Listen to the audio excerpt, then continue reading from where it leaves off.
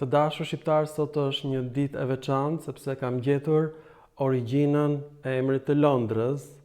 Londinium është në gjuhën latine, por latinët e ndryshuan, sepse origjinali është gjetur në fjalorin e Stefanusit të Bizantit. Dhe ja ku e keni para syve tuaj dokumentin që kam gjetur, dhe origjinali është Lindonion, pastaj është ndryshuar në Londinion, është emër përkëdhelës të dashur shqiptar, dhe në gjuhën latine u ndryshua në Londinium. Pra emri Londrës është emër me origjinë kelte ilire dhe Londinion është emër përkëdhelës në gjuhën ilire. Nga dim në këtë?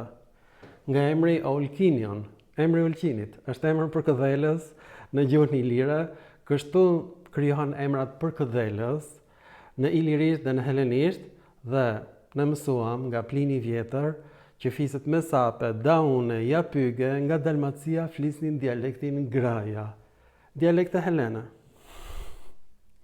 Dhe çfarë zbuloj unë, të dashur shqiptar?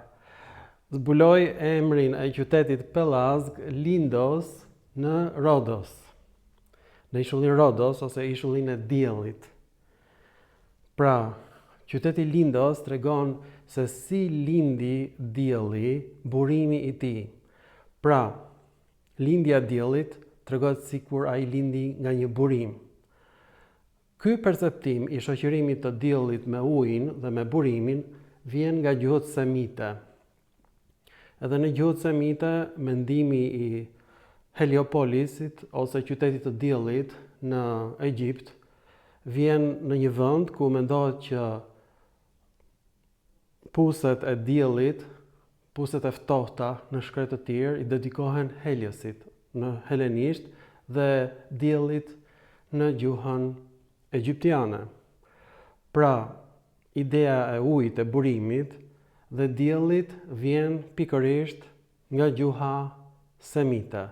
Madje edhe në Dodon, mendimi i Zeus Naios ose Zeusi i burimit vjen pikërisht gjithashtu nga gjuhët semite, ku shoqërohet burimi me diellin dhe me syrin.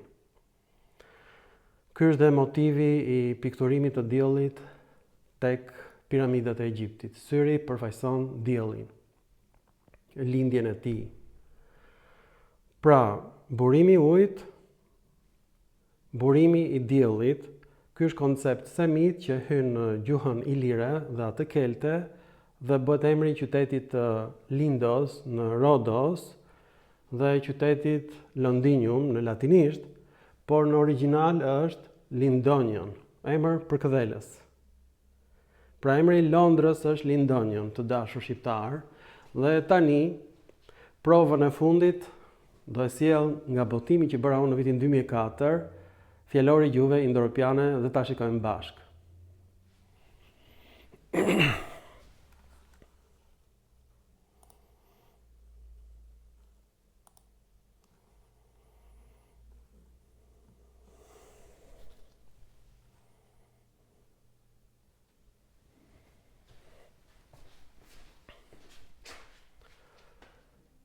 Të dashur shqiptar, ja ku jemi në fjalorin Të dashur shqiptar, ja ku jemi, ky është fjalori i gjuhëve indo-europiane që u nxora në vitin 2004 falas në internet, dhe këtu është origjinali, rënja që tregon lindjen e ujit, dhe kemi në gjuhën irlandeze të vjetër lind, që do të thotë rrym uji. Gjithashtu kemi qytetin Lyon në Irlandë, kemi gjithashtu lyn, që do të thotë pije në gjuhën e Welshit, kemi në gjuhën irlandeze lind, që do të thotë pikërisht pelg, uji, kemi në gjuhën bretone len, i thonë pelgu të ujit, në gjuhën e Islandës lind i thonë burimit të ujit. Gjithashtu është gjetur në gjuhën nordike, linda, i thonë një toponimi ku ishte burimi i ujit. Po ashtu kjo është gjetur në gjuhën friziane të vjetër, lind i thonë pelgut të ujit. Kjo gjendet në gjuhën gjermane të mesme, lynde i thon dalgës. Kjo është përtej imagjinatës njerëzore. Dhe përfundimisht është gjetur në Stefanusin e Bizantit, lindon i thon pikërisht vendbanimit pranë ujit, sipas tyre në gjuhët kelte, në gjuhën e Stefanusit të Bizantit. Pra vetë helenët thonë që lindos do thot burim uji, aty ku lind uji, dhe këtu të gjithë përkrasët e mi, absolutisht të gjithë, thonë që fjala lind vjen pikërisht nga burimi, aty ku lind uji. Tani, Norbert Jokli e ka vënë gabimisht fjalën lind tek fjala vëlla dhe tek fjala njeri në gjuhën gjermanike, Leute. Pra nuk lidhet fare me fjalën vëlla, fjala lind e shqipes.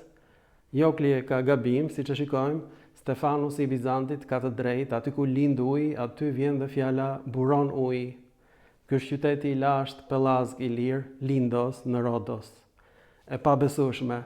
Dhe ky zbulim është bërë gjatë mësimit dhe nxora nxënësi që ta bëj këtë film për ju.